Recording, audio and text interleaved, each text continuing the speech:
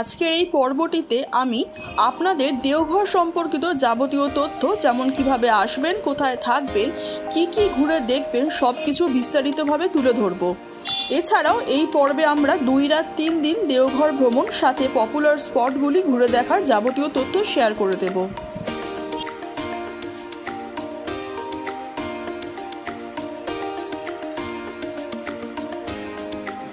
হাওড়া থেকে দেওঘর আসতে হলে আপনাদের জেসিডি স্টেশনে নামতে হবে এবং হাওড়া থেকে বেশ অনেকগুলি ট্রেনই কিন্তু জেসিডি স্টেশন অবধি আসে। তবে আমরা হাওড়া থেকে 12023 জনশতাব্দী ধরে জেসিডি স্টেশনে পৌঁছে গেছিলাম। তো আমরা এখন নেমে গেছি হচ্ছে জেসিডি স্টেশনে। ট্রেন একদম টাইমেই এসছে মোটামুটি। তো এখান থেকে আমরা যাব হচ্ছে আমাদের হোটেল বা যে অ্যাপার্টমেন্ট আমরা বুক করেছি। তো মোটামুটি এটা হচ্ছে অনুকূল ঠাকুরের যে আশ্রম, সেটার নাকি ঠিকই পাশেই একদম। তো চলুন যাওয়া যাক তাহলে। অটো ভাড়া চাইছে 200 টাকা। তো মোটামুটি আপনারা এখানে অবশ্যই এলে কিন্তু বার্গেনিং করে নেবেন, মানে 150 টাকা, 100 থেকে 150 টাকাই রেট।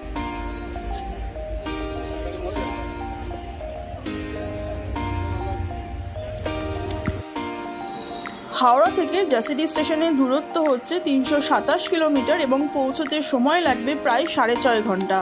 স্টেশন থেকে বেরিয়ে একটি টোটো বা অটো ধরে চলে আসুন টাওয়ার চকে। এখানে বিভিন্ন রকম রেটে বেশ ভালো হোটেলই পেয়ে যাবেন, আর এছাড়া চাইলে তো আপনারা প্রি বুকিং করেও আসতে পারেন। টাওয়ার চক থেকে বাবাধাম মানে বাবা বৈদ্যনাথ মন্দিরের দূরত্ব খুব বেশি নয়, মাত্র 1.1 কিলোমিটার। তাই আমার মতে এই চত্বরেই থাকা শ্রেয়। তো আমরা মোটামুটি এখন রেডি হয়ে গেছি। সকাল হচ্ছে 6টা বাজে। তো এখন আমরা হচ্ছে রওনা দেবো আমাদের এই হোটেল থেকে হচ্ছে বাবাধাম মানে বাবা বৈদ্যনাথ উদ্দেশ্যে। এখান থেকে মোটামুটি ডিস্টেন্স হচ্ছে ওই 1.5 কিলোমিটার মতো।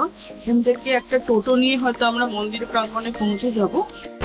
মন্দির হচ্ছে ভোর 4টে থেকে সন্ধ্যে 8টা অবধি খোলা থাকে। আর ওই বিকেলের সময় সন্ধ্যা আরতির জন্য কিছুক্ষণের জন্য মন্দির বন্ধ থাকে। তো আমরা সকাল সকালই একবার গিয়ে দেখে আসবো মন্দির প্রাঙ্গণটা কীরকম কী ভিড়ভাট্টা রয়েছে, আমরা খুঁজে দিতে পারি কিনা। তারপর যদি সম্ভব না হয় তাহলে বিকেলে আরেকবার চেষ্টা করবো যাওয়ার জন্য। তো আপাতত যাই, দেখি মন্দির প্রাঙ্গণে কীরকম কী ভিড় রয়েছে, আর পুজো দেওয়ার নিয়ম শৃঙ্খলা সব কিছুই আমাদেরকে দেখাবো। আর তার সাথে তো রয়েছে মন্দিরের সম্পূর্ণ বিবরণ। বাবাধাম অর্থাৎ বাবা বৈদ্যনাথ ধাম, যা 12টি জ্যোতির্লিঙ্গের এক অন্যতম জ্যোতির্লিঙ্গ। এখানে কিন্তু আমরা বেশ সকাল সকাল প্রায় 6:30 নাগাদ পৌঁছে গেছিলাম।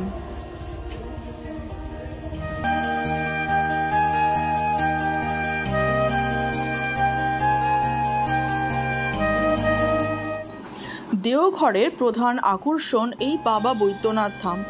ভারতের বিভিন্ন অংশে ছড়িয়ে থাকা জ্যোতির্লিঙ্গের মধ্যে দেওঘরের এই শিবলিঙ্গ হচ্ছে অন্যতম। প্রচলিত বিশ্বাস, এখানে একান্তভাবে কোনো মনোকামনা নিয়ে এলে বাবা তা অবশ্যই পূর্ণ করেন। তাই সেই বিশ্বাস আর ভক্তি নিয়ে আমরাও সকাল সকাল চলে এসেছিলাম এই বাবা বৈদ্যনাথ ধামের মন্দিরে।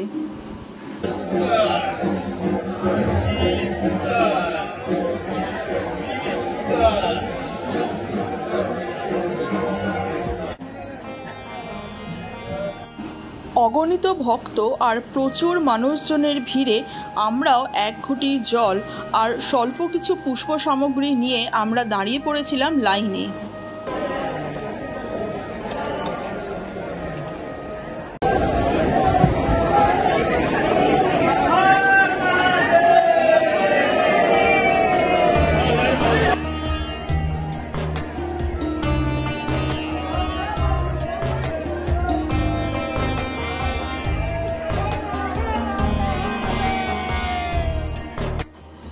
এখানে সত্যি কথা বলতে পান্ডার কিন্তু সেরকম কোনো দৌরাত্ম্য নেই, পুজো নিয়ে কোনো জোর জুলুমও নেই। আপনারা চাইলে নিজেদের ইচ্ছে মতন 1 ঘটি জল এবং সামান্য কিছু ফুল নিয়েই লাইনে দাঁড়িয়ে পড়তে পারেন, বাবাকে পুজো দিতে পারেন।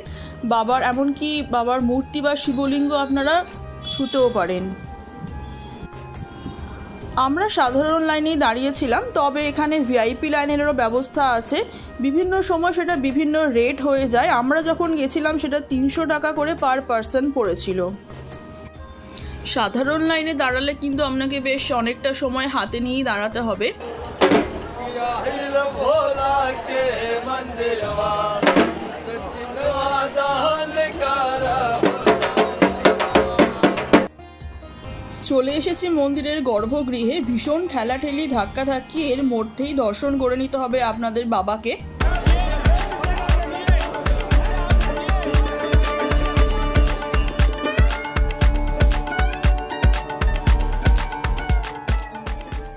বাবা আমাদের হয়ে গেছে প্রায় 4 ঘন্টা লাইন দিয়ে আমরা প্রায় 2 সেকেন্ডের জন্য বাবা দর্শন পেয়েছি।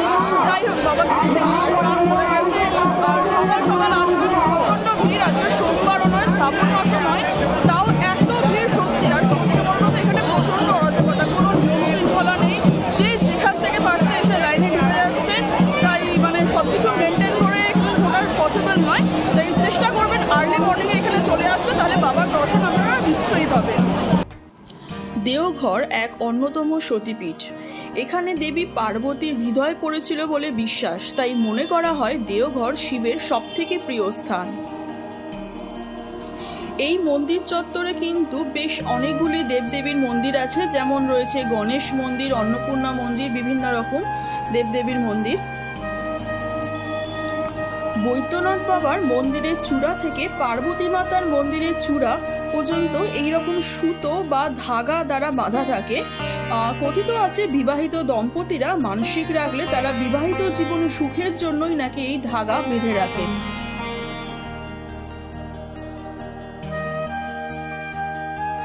আমরা এখন প্রবেশ করেছি পার্বতী মাতার মন্দিরে। আপনারাও আমাদের সাথে দর্শন করে নিন পার্বতী মাতাকে।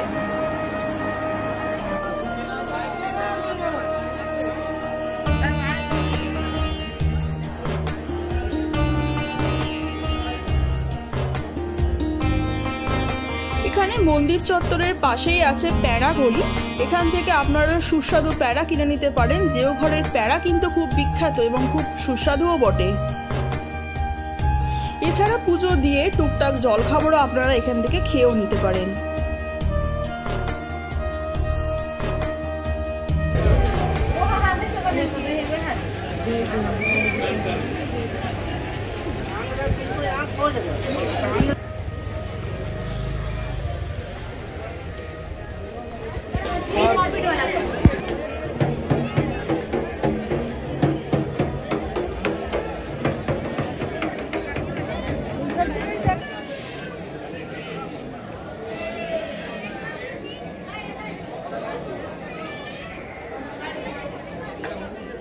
মন্দির বন্ধ আছে 7টার সময়। পার্বতী মন্দিরের সামনে আরতি হওয়ার পরেই বাবার মন্দিরের দ্বার আরেকবার বিকেলবেলা ওপেন করা হবে। আমরা বিকেলে আবার চলে এসেছি বৈদ্যনাথ বাবার মন্দিরে। এখানে যে পার্বতী মন্দির, এই পার্বতী মন্দিরের সামনেই কিন্তু সন্ধ্যা আরতি শুরু হবে একটু পরে, এবং সেটি উপভোগ করার জন্য আমরা আবার সবাই চলে এসেছি।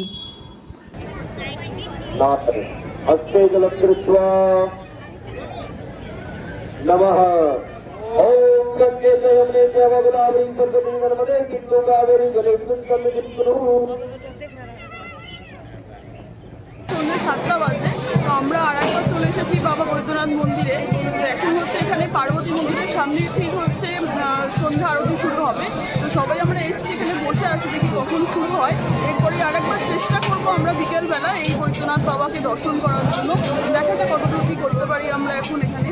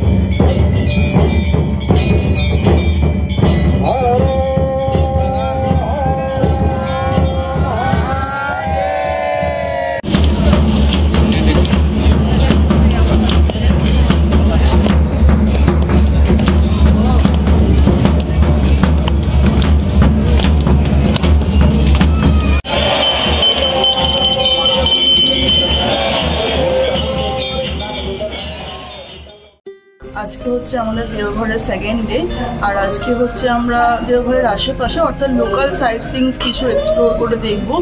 এখানে জেনারেলি যেগুলো দেখার মধ্যে আছে, মানে মাস্ট ভিজিটিং প্লেস যেগুলো দেওঘরে, সেগুলো হচ্ছে তপোবন, ত্রিকুট পাহাড়, নলাক্ষা টেম্পল, আর অবশ্যই অনুকূল ঠাকুরের সৎসঙ্গ যে আশ্রম, এটা একদম পাশেই আমাদের এই অ্যাপার্টমেন্টের।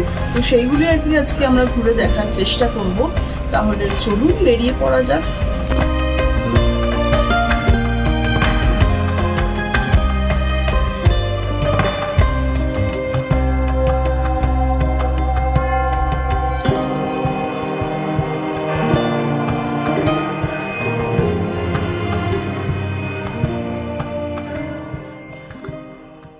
আমরা এখন চলে এসেছি ত্রিকুট পাহাড়ে।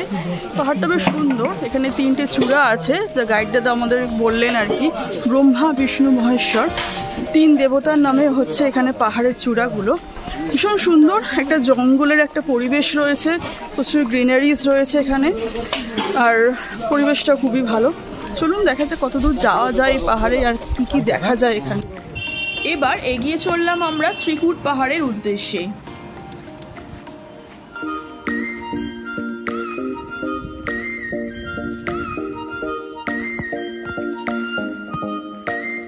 বৈদ্যনাথ ধাম তাহলে পুজো হবে। এটা হচ্ছে বিষ্ণু পাহাড়, যেখানে রাবণে প্রথম পূজা দিয়েছিল এদিকে।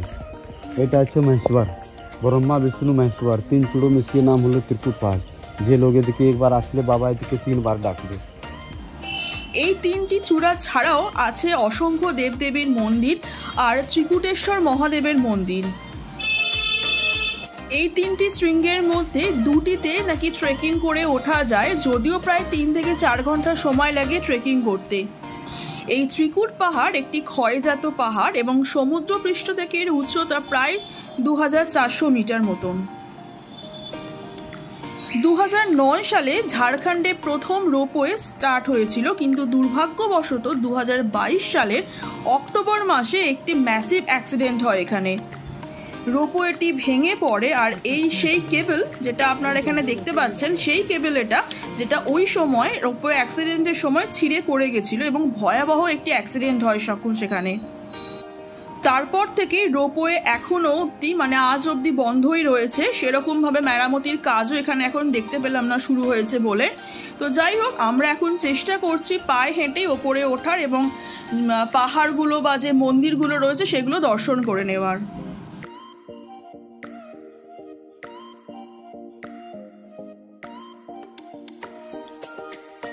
হচ্ছে আদি মন্দির, এটা হচ্ছে ত্রিকুটেশ্বর মন্দির। ত্রিকুট পাহাড়ের ঠিক উপরে অবস্থিত। কিছুটা সিঁড়ি ভেঙে আপনাদের এখানে আসতে হবে, আর অবশ্যই এখানে কিন্তু প্রচুর বাদরের উৎপাত রয়েছে, তো ফোন, ক্যামেরা এগুলো সব সাবধানে এখানে নিয়ে আসবেন।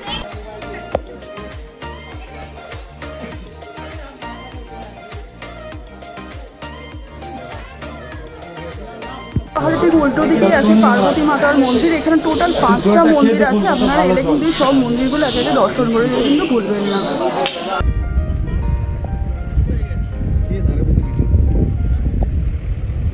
বাবা বৈদ্যনাথ ধাম থেকে বাসুকীনাথ মন্দিরে দূরত্ব হচ্ছে মোটামুটি 42 কিলোমিটার। যেতে সময় লাগবে প্রায় 1 থেকে 1.5 ঘন্টা মতন। তো এই লোকাল সাইট সিইংয়ের জন্য আমরা একটি গাড়ি হায়ার করে নিয়েছিলাম, আর সেই গাড়ি আমাদের ঘুরিয়ে দেখিয়েছিল একে একে বাসুকীনাথ টেম্পল, ত্রিকুট পাহাড়, তপোবন, নলাক্ষা মন্দির, আর সবশেষে অনুকূল ঠাকুরের সৎসঙ্গ আশ্রম। কথিত আছে বৈদ্যনাথ মন্দিরে পুজো দিয়ে একবার হলেও অন্তত এই বাসুকীনাথ ধামে আসতে হয়। বৈদ্যনাথ মন্দির এবং বাসুকীনাথ মন্দির এই 2টি ধাম নাকি একসাথে দর্শনও করে নিতে হয়। আর আপনারা এসে দেখতেই পাচ্ছেন যে বাসুকীনাথ মন্দিরটিও কিন্তু সম্পূর্ণরূপেই ঠিক বৈদ্যনাথ মন্দিরের আদলেই নির্মিত। বাসুকীনাথ ধামও খুব তাৎপর্যপূর্ণ। বৈদ্যনাথ ধামের মতোই বাসুকীনাথ ধামেরও কিন্তু সমান গুরুত্ব রয়েছে এখানে।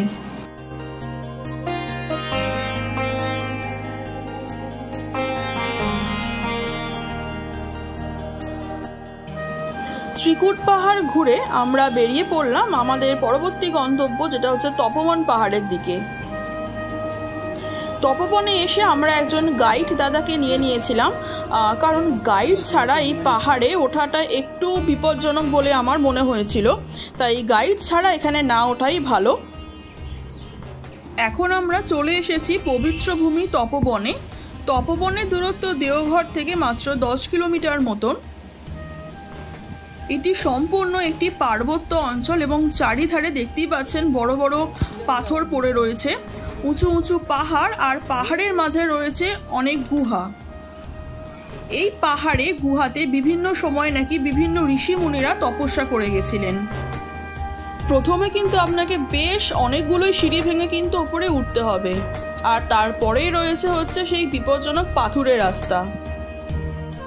বিভিন্ন পৌরাণিক কাহিনীও ছড়িয়ে আছে এই অঞ্চল জুড়ে। শোনা যায় বাল্মীকি মুনি এখানে এসে তপস্যা করেছিলেন, আবার শোনা যায় রাবণ এখানে এসে শিবের উদ্দেশ্যে তপস্যা করেছিলেন, এবং হনুমান রাবণের সেই তপস্যা ভঙ্গ করার জন্যই নাকি একটি পাহাড়ে এসে ঝাঁপিয়ে পড়েন এবং সেই পাহাড়টি 2 ভাগে ভাগ হয়ে যায়।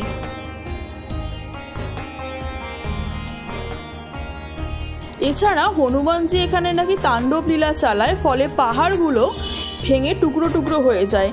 চলার পথেই দেখতে পাবেন পাথরগুলো সব ভেঙে খণ্ড খণ্ড হয়ে চারিদিকে ছড়িয়ে আছে।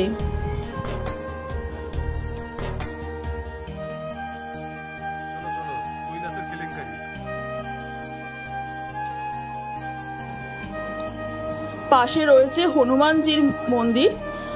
এবার এখান থেকে শুরু হবে আমাদের এই পাথুরে রাস্তা চলা বা ট্রেকিং করা, আর আমরা পৌঁছানোর চেষ্টা করব হনুমানজির গর্ভগৃহে।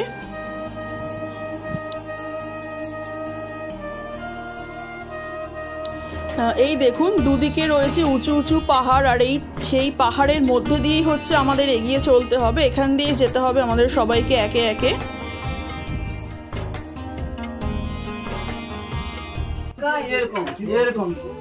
काट के धरते होबे ना, अपना प्रॉब्लम खत्म। पूरा काट लो, हल्का पानी से करो।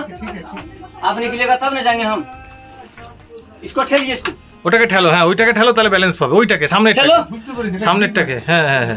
दूसरा पानी से करो, तो नीचे करो ना काकू। আর দুসরো পাটা নিচে করতে হবে না, ওটা পেছনেরটা আগে নিচে করো, ডান পাটা। হ্যাঁ হ্যাঁ হ্যাঁ এই চলো কি যাও। হ্যাঁ হয়েছে, আস্তে হালকা হালকা যেতে না। হ্যাঁ হয়েছে হয়েছে হয়েছে। সত্যি বলতে এ কিন্তু এক দারুণ অনুভূতি, তবে কিছুটা ভয়ও পাচ্ছিলাম, কারণ পা পিছলে গেলে কিন্তু লেগে যাওয়ার যথেষ্ট কারণ রয়েছে এখানে। সাধারণত খুব কম সংখ্যক লোকজন যায় গুহার ভিতরে হনুমানজির মন্দিরে, তবে আমরা সাহস করে এগিয়ে চলেছিলাম। তবে বয়স্ক বা বাচ্চারা না যাওয়াই ভালো। খুব দুর্গম আর খারাপ পাথুরের রাস্তা, উঁচু উঁচু পাহাড়, সেই সব পাহাড়ের মধ্যে দিয়ে কিন্তু এগিয়ে যেতে হবে।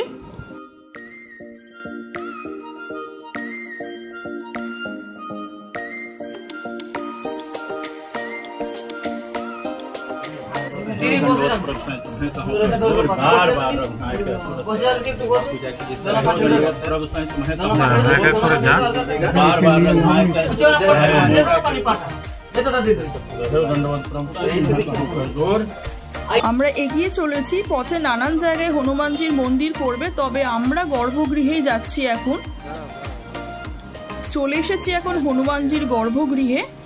দর্শন করে নেবেন আপনারা সবাই এখানে এসে অবশ্যই।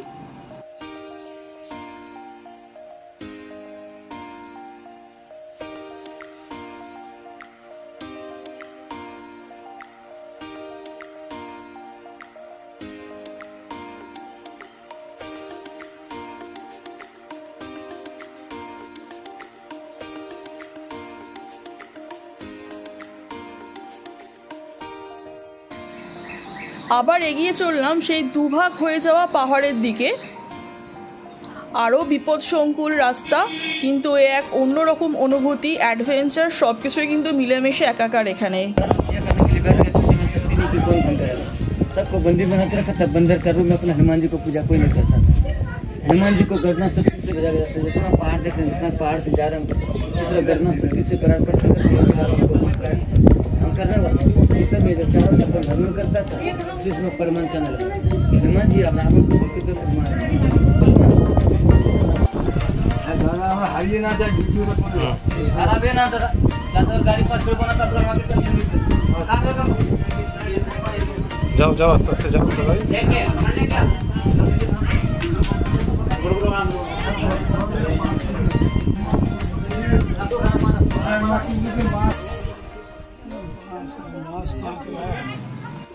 এই সেই পাহাড় যা দুভাগ হয়ে গেছিল।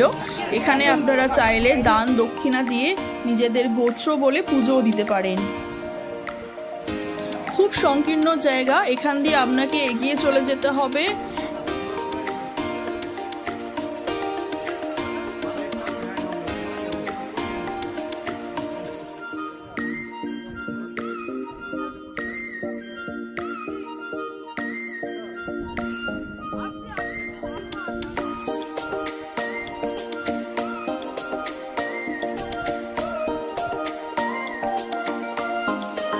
সত্যি এই যা অভিজ্ঞতা তা কিন্তু ভোলার মতো নয়। আর আমাদের গাইড দাদা খুব সাহায্য করেছিলেন আমাদের পুরো ট্রেকিংটা কমপ্লিট করতে।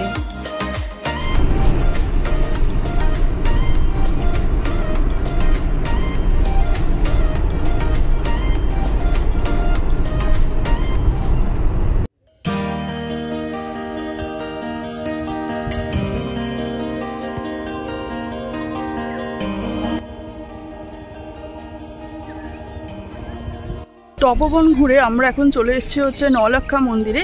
এরপর আমরা হচ্ছে অনুকূল ঠাকুরের সৎসঙ্গ আশ্রমে যাব এবং তারপরে কিছু লাঞ্চ করে হয়তো হোটেলে ফিরে যাব। আর আজকেই হচ্ছে আমাদের এটাই দেওঘরের সেকেন্ড ডে এবং হোল দেওঘর মোটামুটি যতটা পেরেছি আর কি আমরা কভার করার চেষ্টা করেছি। সকাল 7টায় খুলে যায় এই নওলাক্ষা মন্দির। 9 লাখ টাকা খরচা করা হয়েছিল এই মন্দির নির্মাণ করতে, তাই এই মন্দিরের নাম হচ্ছে নওলাক্ষা মন্দির। 1940 সালে চারুশীলা দেবী নির্মাণ করেন এই মন্দির। এটি দেওঘরের এক অন্যতম দর্শনীয় স্থান। এখানে ভিতরে রয়েছে রাধাকৃষ্ণের মূর্তি, রয়েছে গোপালজির মূর্তি, আর এছাড়া রয়েছে সাধক বলানন্দের মূর্তি। বেশ শান্তশিষ্ট পরিবেশ, খুব ভালো লাগবে আপনাদের এখানে এলে। যদিও ভিতরে ফটোগ্রাফি বা ভিডিওগ্রাফি অ্যালাউ নয়, তাই আর দেখাতে পারলাম না।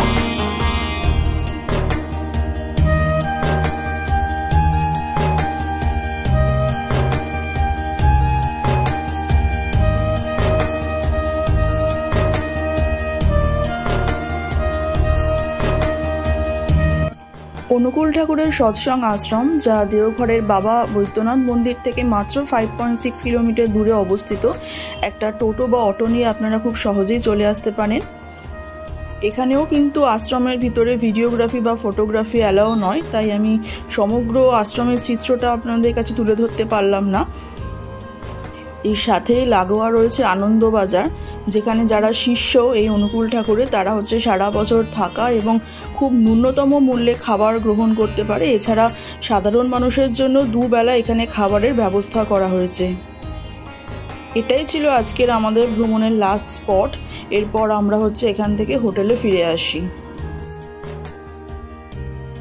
দেওঘরের তৃতীয় দিনের সফর এবং তার সাথে রাজগীর ভ্রমণ নিয়ে আমরা ফিরে আসছি আমাদের পরবর্তী ভিডিওতে। নমস্কার।